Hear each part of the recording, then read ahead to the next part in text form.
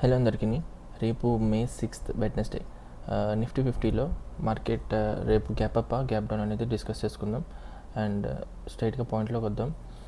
నిన్న 5th మే gap down open అవుతుందని చెప్పి డిస్కస్ చేసుకున్నాం. అండ్ మార్కెట్ ఈరోజు గ్యాప్ డౌన్ ఓపెన్ అయింది.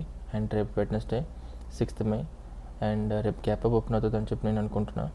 అండ్ ఆల్రెడీ డిస్కస్ చేసినట్టు నిన్న గ్యాప్ డౌన్ ఓపెన్ అయిన తర్వాత మన ఫస్ట్ టార్గెట్ ప్రీవియస్ డే లో ఏదైతే ఉంటుందో అది డ్రాన్ లిక్విడిటీ కింద ఉంటుంది. అండ్ అది డ్రాన్ లిక్విడిటీ కలెక్ట్ చేసుకుంది.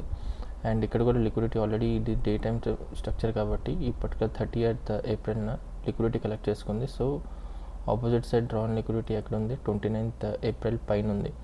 సో దాన్ని కలెక్ట్ చేసుకోవడానికి వెళ్ళే మూమెంట్లో ఆల్మోస్ట్ లాస్ట్లో ఉన్న సప్లై హోల్డ్ చేసి మార్కెట్లో లిక్విడిటీ కలెక్ట్ చేసుకొని కిందకు వస్తుంది. సో ఇక్కడ క్లోజింగ్ అయినప్పుడు మనం ప్రీవియస్ డే లో డ్రాన్ లిక్విడిటీ పెట్టుకున్నాం. అండ్ అది కంటిన్యూ అయితే ఇందులో ఈ 30th ఏప్రిల్ ఏదైతే ఉందో ఆ డిమాండ్ కానీ ఫెయిల్ అయితే మనం ఫస్ట్ ఈ 30th లో అండ్ ఫైనల్గా కిందన గ్యాప్ డౌన్ ఏదైతే గ్యాప్ అప్ ఓపెన్ అయిందో ఈ గ్యాప్ అంతా కవర్ చేయడానికి వెళ్ళే అవకాశాలు ఉన్నాయని చెప్పి అనుకున్నాం. బట్ ఇక్కడ ఉన్న డిమాండ్ హోల్డ్ చేసింది అండ్ కంటిన్యూ చేస్తుంది కాబట్టి రేపు మార్కెట్ ఈరోజు ఫస్ట్ హాఫ్ అంతా గ్యాప్ డౌన్ ఓపెన్ అయినా కంటిన్యూ చేసింది. తర్వాత సెకండ్ హాఫ్ నుంచి మార్కెట్ అనేది కంప్లీట్గా అప్ సైడ్ ర్యాలీ కంటిన్యూ చేసింది. అండ్ రేపు కూడా ట్రెండ్ అదే కంటిన్యూ అవుతుంది. అండ్ ఫస్ట్ ఈరోజు డే హై ఏదైతే ఉందో అది డ్రాన్ లిక్విడిటీ. అండ్ ఇక్కడ కూడా స్వింగ్ ఉంది కాబట్టి మనం ఇక్కడ వరకు కన్సల్టేషన్ అయ్యి ఇక్కడ వరకు హోల్డ్ అయ్యే అవకాశాలు ఎక్కువ ఉన్నాయి. ఇన్ కేస్ ఇది కానీ ఫెయిల్ అయితే ఆల్రెడీ మనం మాట్లాడుకునేటట్టు 29th ఏప్రిల్ హై ఏదైతే ఉందో ఆ హై బ్రేక్ అయ్యడానికి టార్గెట్ పెట్టుకోవచ్చు మనం.